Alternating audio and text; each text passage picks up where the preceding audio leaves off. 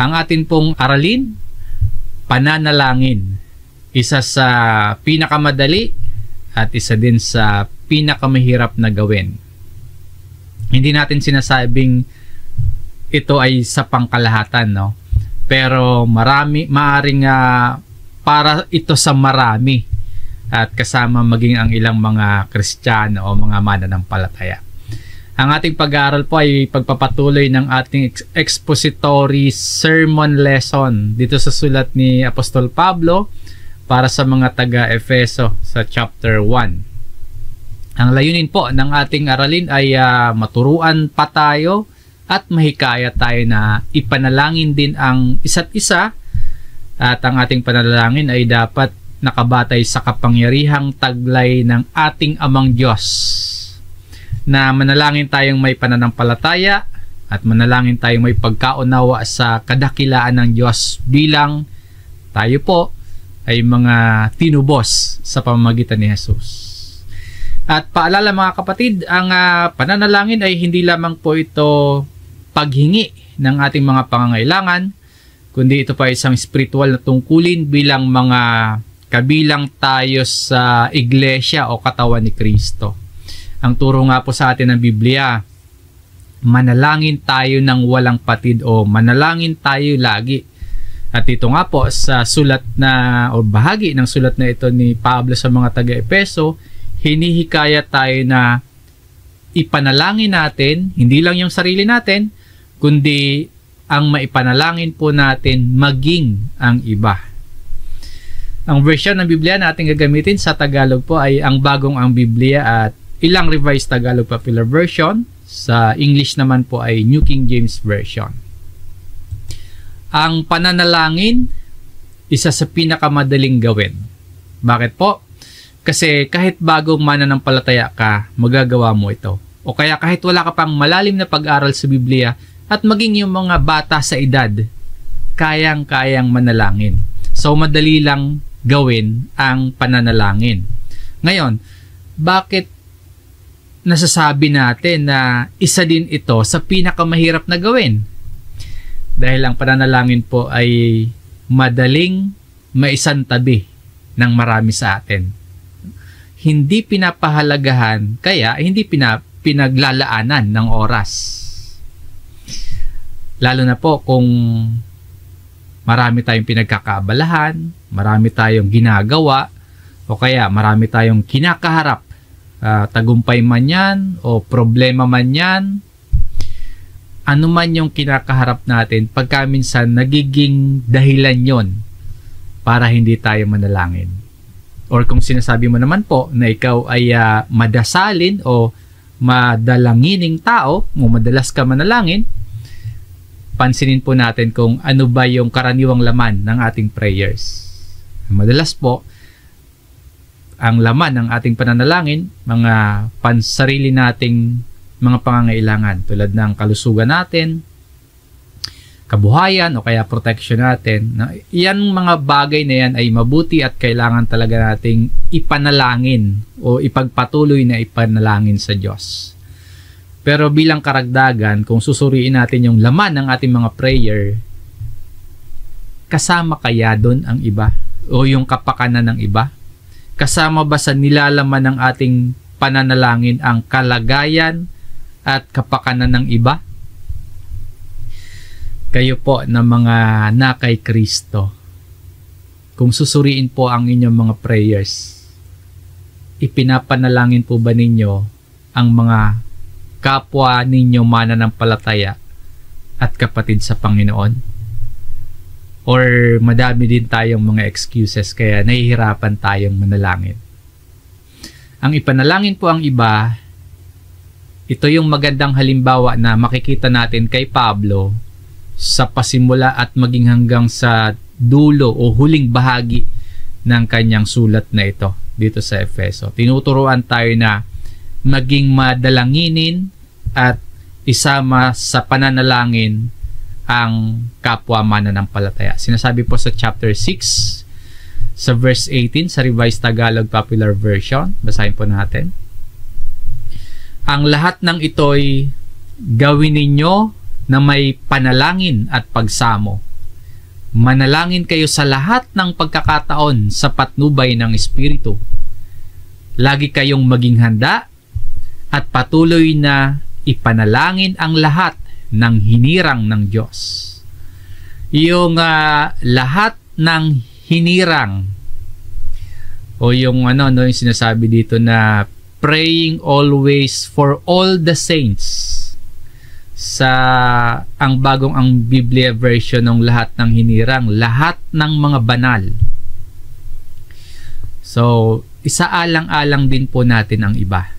Hindi lang ikaw, hindi lang yung sarili mo, kundi alalahanin din natin ang iba.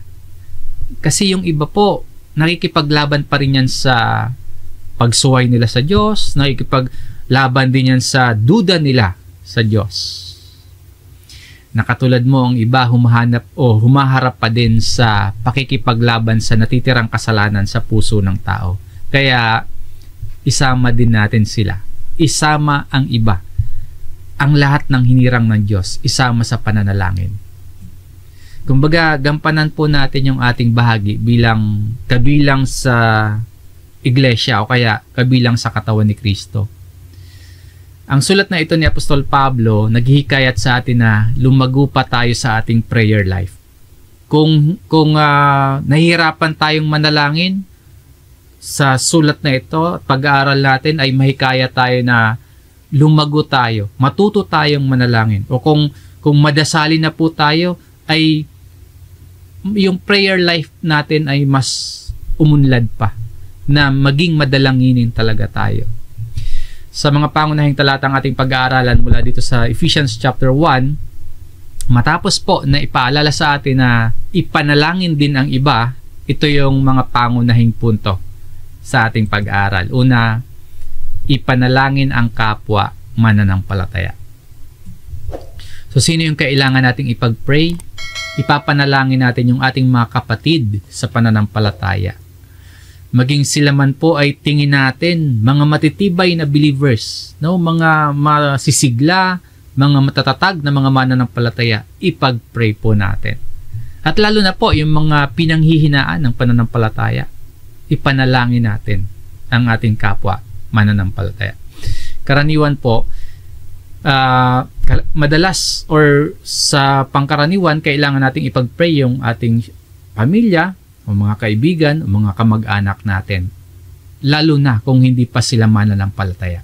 At syempre, hindi naman natin makakalimutan na ipanalangin ang sarili natin. Madalas ganun yung laman ng ating mga panalangin. Pero dito po sa sulat na ito ni Apostle Paul sa Ephesians chapter 1, dito sa verse 15 at 16, makikita natin kung sino yung focus ng prayer ni Pablo. Mahalagang matutunan natin na regular din nating isama sa panalangin natin ang iba. Sino ang kailangan nating ipag-pray? Ang mga kapatid sa Panginoon. Mga kapwa mananampalataya na tumanggap din ng biyaya ng Diyos tulad natin. Sabi ni Pablo sa verse 15 at 16, dahil dito, sapagkat narinig ko rin naman ang inyong pananampalataya sa Panginoong Hesus at ang inyong pag-ibig sa lahat ng mga banal, hindi ako tumitigil ng pagpapasalamat para sa inyo na binabanggit kayo sa aking mga panalangin. Sino po ang binabanggit ni Pablo sa kanyang mga prayers? Itong sinulatan niya. Itong mga mananampalataya sa Efeso. Itong mga banal o to the saints na nasa Efeso. Yan yung mga ipinagpe-pray ni Apostle Paul. Tinuturoan tayo dito ni Pablo na hindi lang tayo magpasalamat sa mga natanggap nating pagpapala, na hindi lang tayo manalangin para sa ating mga personal na mga pangangailangan, kundi ipanalangin din po natin ang isa't isa. At ito po yung katangian ng mga isinasama ni Pablo sa kanya mga pananalangin. Ganito po yung nakasulat sa verse 15. No? Sapagkat narinig ko rin naman ang inyong pananampalataya sa Panginoong Hesus. Yung unang binanggit ni Pablo na katangian itong mga taga-Efeso kung bakit sila isinasama sa pananalangin ni Pablo ay meron silang pananampalataya sa Panginoong Hesus. Nabalitaan ni Pablo yung kanilang pananalig kay Kristo. Maraming taon na hindi nakakabalik or nakakapunta si Pablo sa Efeso dahil nakakulong siya ng mga panahon na ito. Bakit may nabalitaan or may narinig si Pablo? Maaring may dumalaw siguro sa kanya o kaya may nagsulat sa kanya na taga-Efeso at nagkwento sa kung paano tumugon itong mga taga-Efeso sa ebanghelyong kanilang narinig. So, sa pananalangin ni Apostle Paul, nakafocus yung prayer niya para sa kapwa mananampalataya. Yung mga may pananampalataya kay Jesus. Pagtuturo po sa atin na yes, idadalangin natin yung mga unbelievers. Tama po yun, na ipapanalangin natin yung mga hindi pa mananampalataya. Pero dapat din po pala na pagtuunan din natin ang pananalangin para sa mga kapatid sa pananampalataya. Na hindi din natin kakaligtaang ipag-pray yung mga kapatid sa Panginoon. Magandang paalala po ito sa atin na isama natin sa panalangin natin ang mga kapatid. At bukod sa may pananampalataya, binanggit din ni Pablo ang isa pang katangian nitong mga taga-Efeso. Yung narinig niya tungkol sa kanilang pag-ibig sa isa't isa. Sabi po, at ang inyong pag-ibig sa lahat ng mga banal. Natural po, mamahalin natin yung ating pamilya, mamahalin natin yung ating mga kamag-anak, mamahalin natin yung mga nagmamahal sa atin. Yun yung natural, no? Pero bilang mga mananampalataya, bilang mga iniligtas, mga tinubos, mga kinupkup ng Diyos na maging mga anak niya, meron tayong spiritual na pamilya din. Tayo po na mga tinubos, tayo po na kinupkup ng Diyos, tayo po ay magkakapatid kay Kristo, kabilang sa sambahayan ng Diyos. Sabi po sa chapter 2 ng sulat na ito ni Pablo, sa verse 19, kaya nga hindi na kayo mga dayuhan at banyaga, kundi kayo yung mga kapwa mamamayan ng mga banal at mga kaanib ng sambahayan ng Diyos. Dahil kay Kristo, kayo po ay mga hinirang, kayo po ay kabilang sa sambahayan ng Diyos, hinirang ng Diyos. Hindi natin pwedeng sabihin na sumasampalataya tayo kay Jesus pero hindi tayo umiibig sa kapwa Kristiyano. Kaya mahalaga po ang pagiging aktibong bahagi ng iglesia. Kasi sino yung mga banal na iibigin natin kung hindi tayo bahagi o hindi tayo members of the household of God? Sa loob po ng church, no? O kaya sa loob po ng sambahayan ng Diyos, masasabi nating meron tayong tiyak na pagmamalasakitan. Kung kabahagi tayo o kaanib tayo o kabilang tayo sa katawan ni Kristo, yung bunga dapat ng napakinggan nating ebanghelyo ay pagsampalataya kay Jesus at pag-ibig sa mga banal. Katulad ng sinasabi dito sa atin sa main verse na ating pinag-aaralan. Pananampalataya sa Panginoong Jesus at ang inyong pag-ibig sa lahat ng mga banal. At ito nga pong all the saints dito, hindi naman po ito tumutukoy automatic sa lahat ng mga nagsasabing Kristiyano din sila. Mas may apply natin itong pag-ibig sa lahat ng mga banal ay may apply natin ito para sa mga kapatid natin na kasama dito sa loob ng isang kalipunan o kaya sa loob ng isang church. Dito po sa ating kalipunan o sa bawat lokal, mas maipapakita po natin o kaya mas maipapadama natin yung pagmamalasakit sa kapwa o sa lahat ng mga banal. Ang pag-ibig ay hindi lang po ito din para sa iilan. So sa loob ng sa loob ng sambahayan ng Diyos, ang pagmamalasakit sa kapwa, ang pagmamahal, ang pag-ibig sa kapwa ay walang pinipiling estado. Walang hindi piling mga kapatid lamang kundi sa lahat po. Basta kabahagi sa kalipunan o sa sambahayan ng Diyos, sila itong tinutukoy ditong mga banal, no? Lahat ng mga banal. Nung mabalitaan ni Pablo yung tungkol sa mga taga-Epeso, ganito po yung naging tugon niya sa verse 16, hindi ako tumitigil ng pagpapasalamat para sa inyo na binabanggit kayo sa aking mga panalangin. Walang tigil na pagpapasalamat sa Diyos. Yan yung naging response ni Pablo sa narinig niya tungkol sa mga taga-Efeso. Hindi niya nakakalimutang ipanalangin itong mga taga-Efeso. So mga kapatid, bigyan natin ng dahilan din ang iba na maisama nila tayo sa kanilang pananalangin. Ang ibig ko sabihin, ang dapat na makita din sa atin o ang dapat mabalitaan nila na uri ng pamumuhay natin ay meron tayong pananampalataya kay Jesus at may pag-ibig tayo sa ating kapwa. Na tulad ni Pablo, may nakita o may nabalitaan siyang ebidensya ng pagkilos ng Diyos sa buhay nitong mga taga-Efeso. Kaya naisasama sila ni Pablo sa kanyang pananalangin at pasasalamat sa Diyos. So tayo naman po, bigyan natin ng dahilan at mabuting balita ang iba na malaman nila na tayo po ay sumasampalataya din kay Jesus at may pag-ibig sa kapwa upang maisama din tayo sa kanilang mga pananalangin. And kung tayo naman ay nasa kalagayan ni Pablo, ipanalangin natin ang iba. Minsan kasi sa sobrang busy natin o sa dami ng mga inaasikaso natin o kaya sa dami ng mga problema natin, nagiging para bang makasarili tayo o kaya hindi na natin naaalala yung ibang tao. Pero tingnan po ninyo si Pablo. Alalahanin natin itong si Pablo kasi nasa kulungan siya ng mga panahong ito. Meron din siya mga personal na battles. Meron din siya mga struggles. Pero hindi nakakalimot si Pablo sa mga mananampalataya sa Efeso.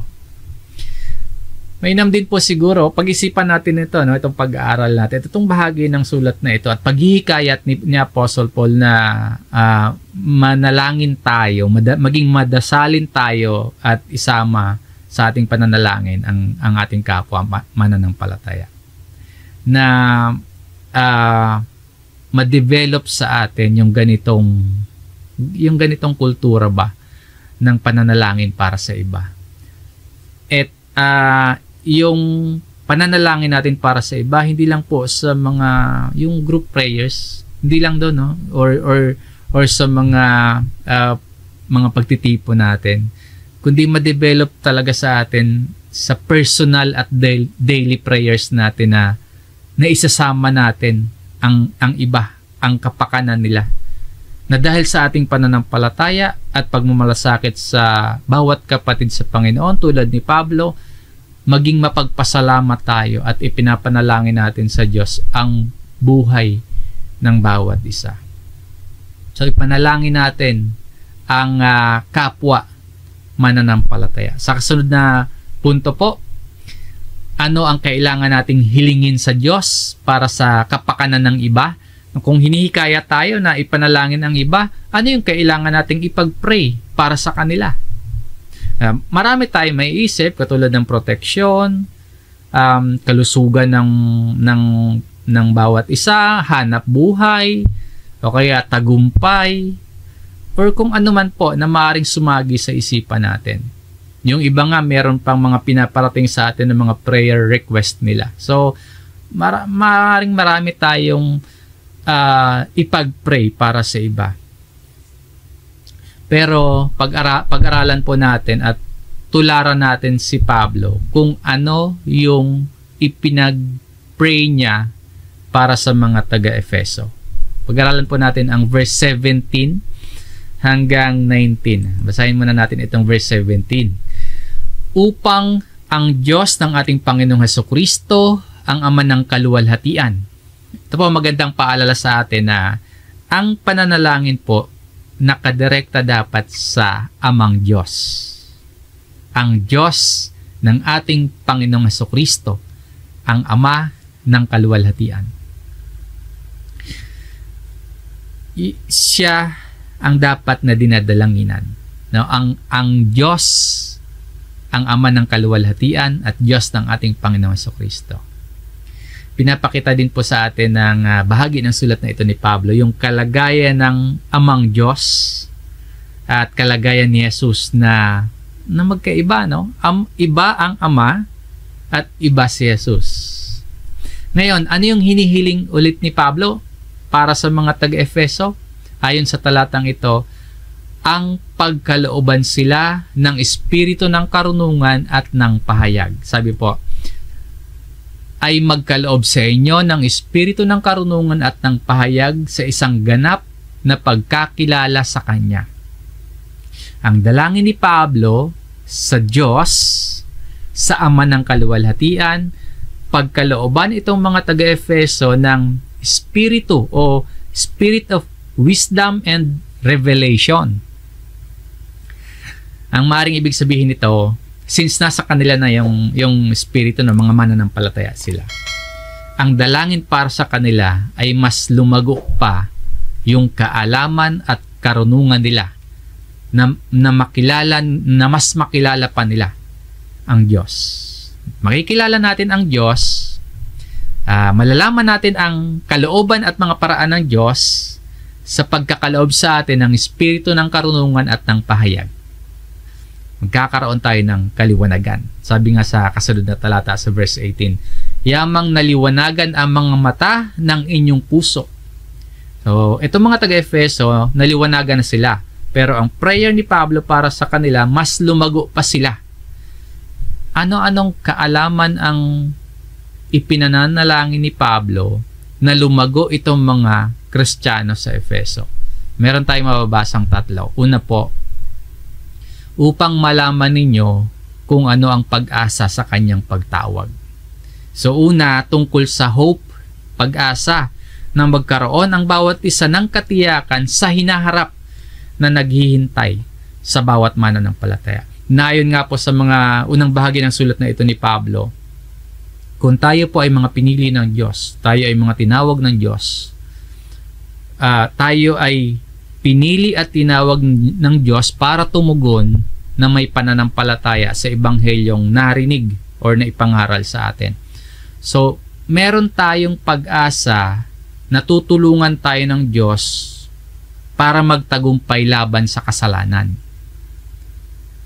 At meron tayong pag-asa na darating ang takdang panahon na tayo po ay pababanalin ng Diyos at magiging maluwalhati tulad ng kanyang anak na si Jesus. So, yun yung pag-asa sa pagkatawag ng Diyos sa atin. Sa Revised Tagalog Popular Version, itong nakakulay dilaw, ang pagkasalin po, upang malaman ninyo kung ano ang inyong inaasahan sa kanyang pagkatawag sa inyo. Yan yung prayer ni Pablo para sa mga taga-Efeso. Ang malaman nila kung ano yung inaasahan nila sa pagkatawag sa kanila ng Diyos. So, dalangin ni Pablo na pagkalooban sila ng espiritu ng karunungan at ng pahayag para lumago sila sa karunungan, para mas maunawaan nila yung kanilang pag-asa. Ipanalangin din po natin ang isa't isa na lumago din tayo sa pag-asa, na mapanghawakan natin ang pag-asa din ito. So, una, no, yung panalangin ni Pablo ay pag-asa. Ang pangalawa naman po, yung kaalaman tungkol sa kayamanang meron tayo. Sa pagpapatuloy po ng talata, kung ano ang mga kayamanan ng kaluwalhatian ng kanyang pamana sa mga banal.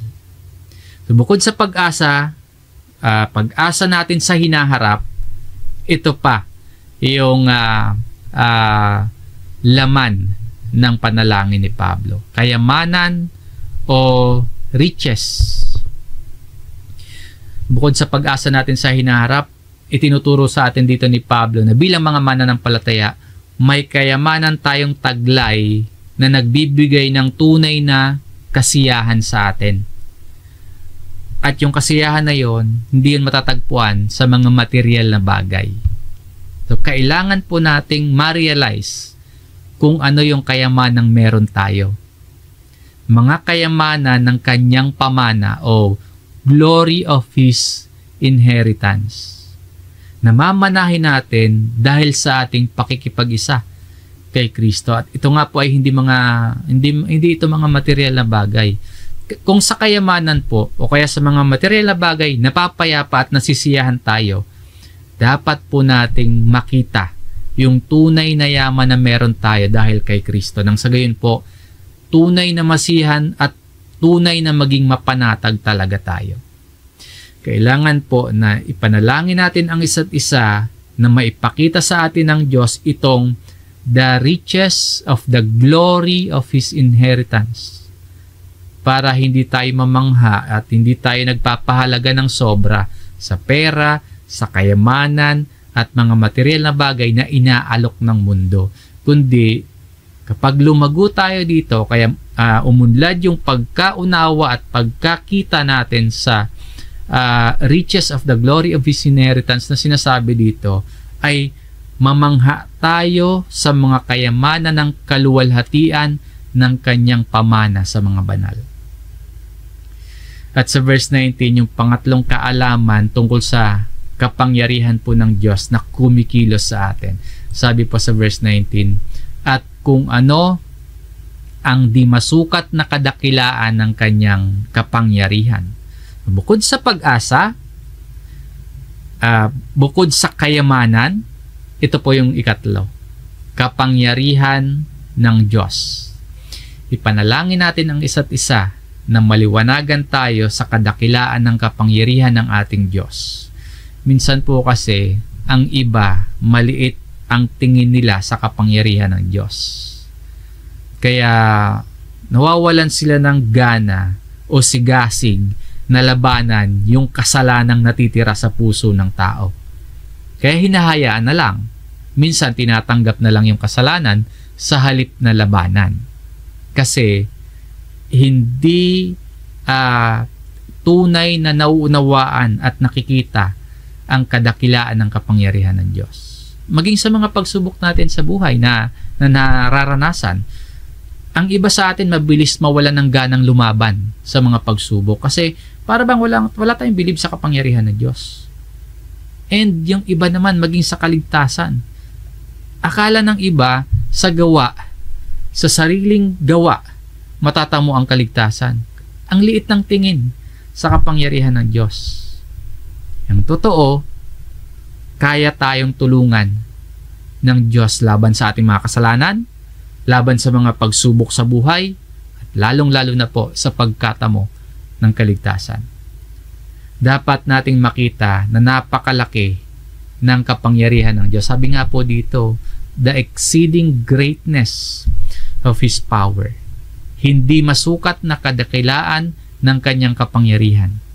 At ang sabi pa, ayon sa paggawa ng kapangyarihan ng kanyang lakas. Paulit-ulit na mga salita yung ginamit dito ni Pablo. Paulit-ulit para ilarawan yung kapangyarihan ng Diyos na nasa mga sumasampalataya. Ang dakilang kapangyarihan ito ng Diyos para lamang po ito sa mga sumasampalataya. At kung lumalago ang kaalaman natin tungkol dito sa kapangyarihan ng Diyos, ibig sabihin nun mas lumalalim at mas tumitibay pa yung pananampalataya natin sa Diyos. So ipanalangin natin ang isa't isa na pagkalooban tayo ng espiritu ng karunungan at ng pahayag para lumago tayo sa kaalaman ng pag-asa, yung pag-asa na taglay natin sa pagliligtas sa atin ng Diyos, na lumago din tayo sa kaalaman sa laki ng kayamanan na nasa atin, para hindi na natin hanapin sa iba, para hindi na natin hanapin sa mga material na bagay o sino mang tao sa mundong ito, yung satisfaction, yung seguridad, maging yung kasiyahan natin. At ipanalangin po natin ang isa't isa na pagkalooban tayo ng espiritu ng karunungan at ng pahayag para mas makita at maunawaan natin ang kadakilaan ng kapangyarihan ng Diyos. Para magpatuloy tayo sa paglaban sa natitirang kasalanan, na meron palang tutulong sa atin na makapangyarihan, na maging matibay din tayong mga mananampalataya sa pagharap sa mga hirap o pagsubok na mararanasan natin sa araw-araw. Kasi meron palang makapangyarihan o hindi masukat na kadakilaan ang handang gumabay at tumulong sa atin.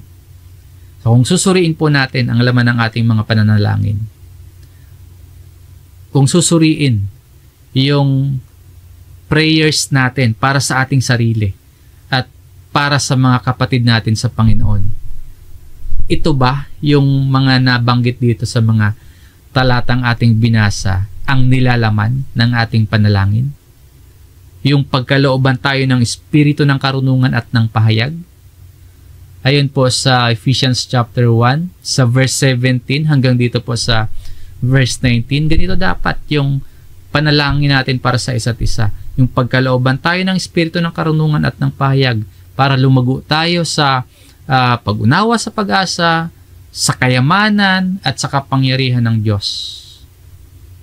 So kung susuriin natin yung ating yung laman ng ating mga pananalangin, ganito po ba talaga? Sa mga susunod po na talata, mas ipapaliwanag pa ni Apostol Pablo yung tungkol sa kapangyarihan ng Diyos. Yung specific focus ni Pablo sa susunod na mga talata sa verse 20 hanggang sa verse 23, konektado sa pananalangin niya tungkol sa kapangyarihan na malaman pa iyon, maunawaan pa iyon ng mga mananampalataya. Yung kapangyarihan ng Diyos na kumikilos sa kanila ay malaman pa ng mga taga-Efeso. Kaya ganito yung dulo ng verse 19 basahin natin ito sa Revised Tagalog Popular Version. Ang kapangyarihan ding iyon. Tinuturo sa atin dito na Pablo na yung kapangyarihan ng Diyos, yung hindi masukat na kapangyarihan ng Diyos, ito po yung kumikilos sa buhay ng mga mananampalataya. Ito po yung kumikilos sa buhay natin. At yung kapangyarihang ito, makikita natin sa nangyari kay Kristo. Yung kapangyarihang tinutukoy dito, yun yung kapangyarihang bumuhay kay Kristo at nagluklok sa kanan ng Diyos sa sangkalangitan. Mula dito sa verse 19 na ang kapangyarihan ding iyon, sabi po sa kasunod na talata sa verse 20, kanyang isinagawa ito kay Kristo. Yung kapangyarihang mula sa Diyos, makikita natin yung kapangyarihan yon sa muling pagkabuhay ni Jesus sa mga patay. Ito yung parehong kapangyarihan na gumagawa o kumikilos din sa buhay ng mga mananampalataya. Ang ebidensya na makapangyarihan ang Diyos, makikita natin sa muling pagkabuhay ni Jesus. Sabi po, nang kanyang muling buhayin siya mula sa mga patay. Sinasabi dito ni Pablo, isinagawa ng Amang Diyos ang kanyang kapangyarihan sa pagkabuhay maguli ni Jesus. Isang makapangyarihang gawa ng Diyos na dapat nating hindi lang kamanghaan na, kundi dapat nating pagtiwalaan. Bakit po? Noon pa man, hanggang sa panahon natin ngayon, sa kabuuan ng kasaysayan, walang moderno at advanced na teknolohiya o anumang makina at paraan ang makakagawa ng ginawang ito ng Diyos, ang bumuhay ng patay. Muling nabuhay si Jesus mula sa mga patay dahil po sa kapangyarihan ng Amang Diyos. At ang kapangyarihang ito ng Diyos, siya ring bumuhay sa atin mula sa pagiging patay natin spiritually. So dati tayong mga walking dead, patay dahil sa kasalanan. Pero dahil sa ating pananampalataya at pagtitiwala sa Diyos at pagsunod kay Jesus, ito yung kapangyarihang nasa atin. Kapangyarihan na binabago tayo araw-araw. Kapangyarihan ng Diyos na makikita natin sa muling pagkabuhay ni Jesus. At yung kapangyarihan nga po na yan, siya ding kapangyarihan kumikilos sa ating buhay para mabago tayo. Mabago ng mabago, araw-araw. At bukod pa, sa muling pagkabuhay ni Jesus, may binanggit pa po si Pablo. At pinaupo sa kanyang kanan sa sangkalangitan. Bahagi pa rin po ito ng pagpapakita ng kapangyarihan ng Diyos. Yung binuhay ng Diyos, iniluklok o iniupo ng Diyos sa kanyang kanan sa sangkalangitan.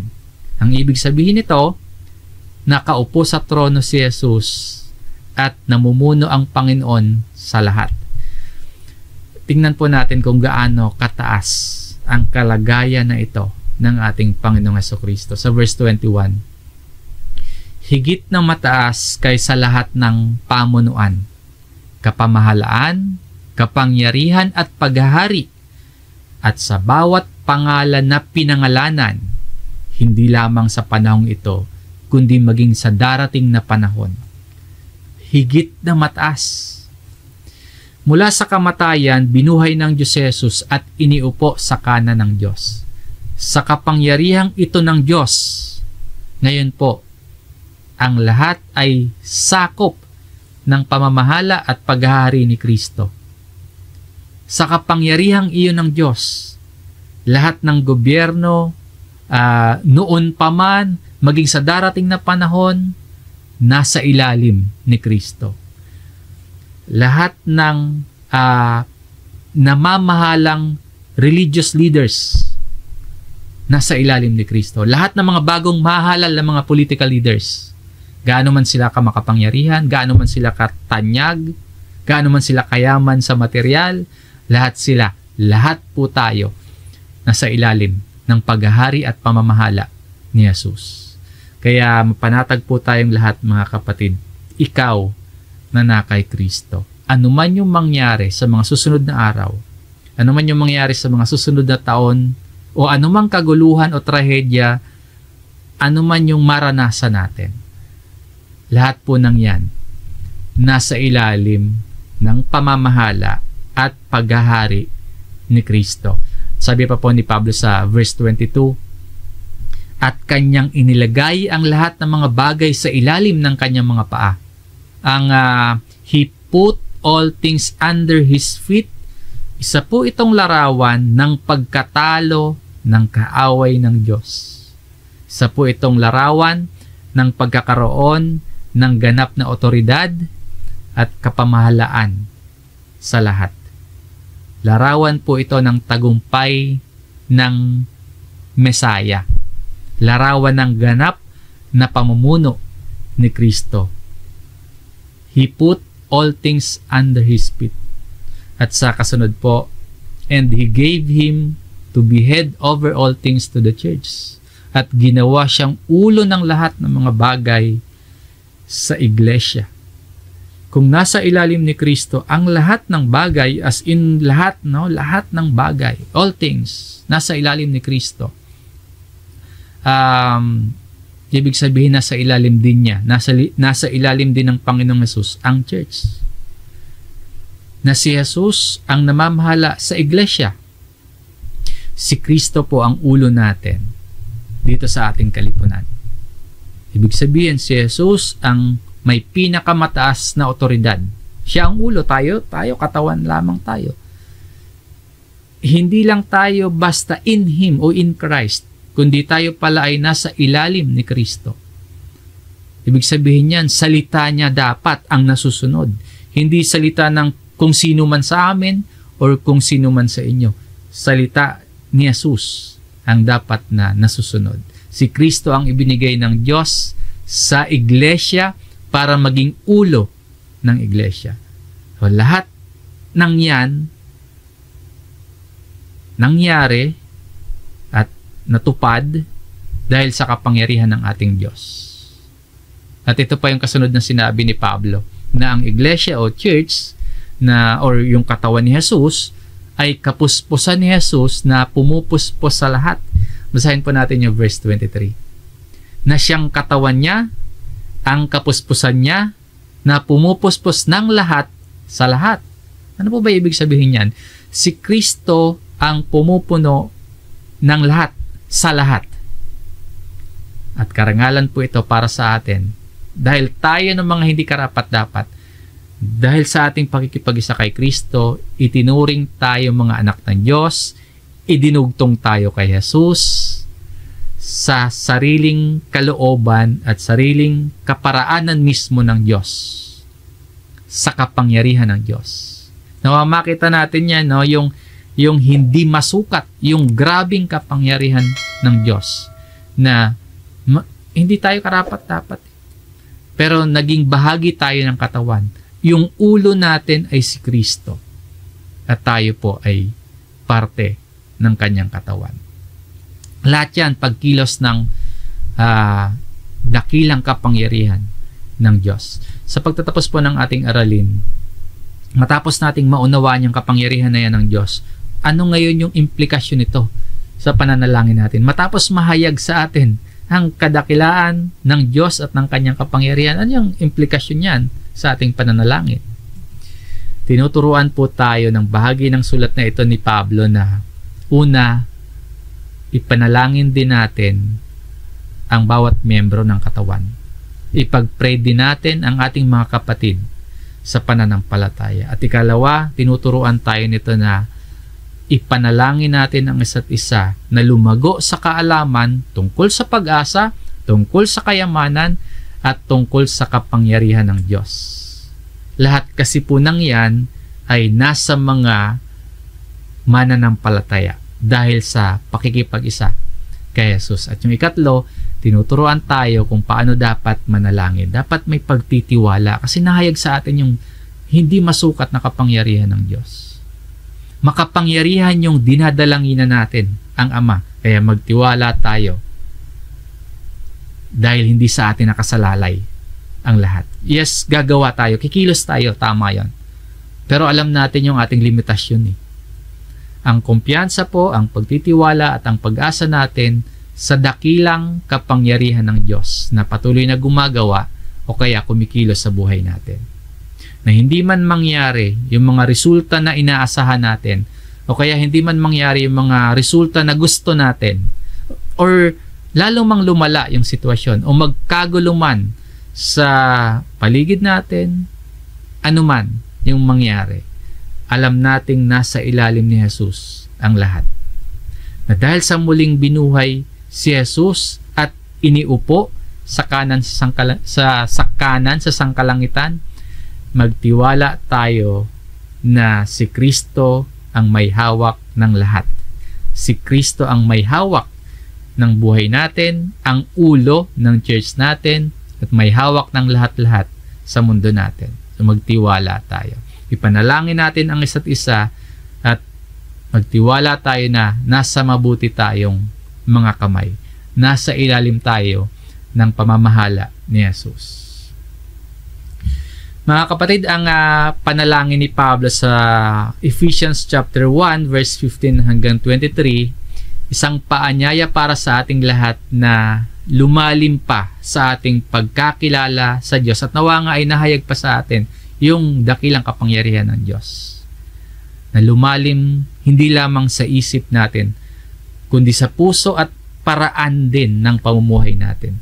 Na sa pamamagitan ng pagkakalob sa atin ng Espiritu ng karunungan at ng paghahayag, binubuksan ng Diyos ang ating mga mata para makita yung pag-asa ng ating pagkatawag. Para makita natin yung kayamanang taglay natin bilang mga tinubos ni Jesus. At makita natin yung kapangyarihang kumikilos sa atin. Parehong kapangyarihang bumuhay kay Kristo mula sa mga patay at nagluklok sa Kanya sa kanan ng Diyos.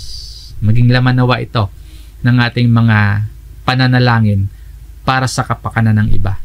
Manalangin tayo, panalangin din natin ang iba, nabuksan ng Diyos ang ating mga puso na lalo pang mahayag sa atin kung sino ang Diyos at kung sino naman tayo sa paningin niya o sa harap niya. Maraming salamat po sa inyong pakikinig mga kapatid. Sa Diyos ang papuri at sumayin niyo po ang pagpapala ng salita ng Diyos. Tayo po ay muling manalangin.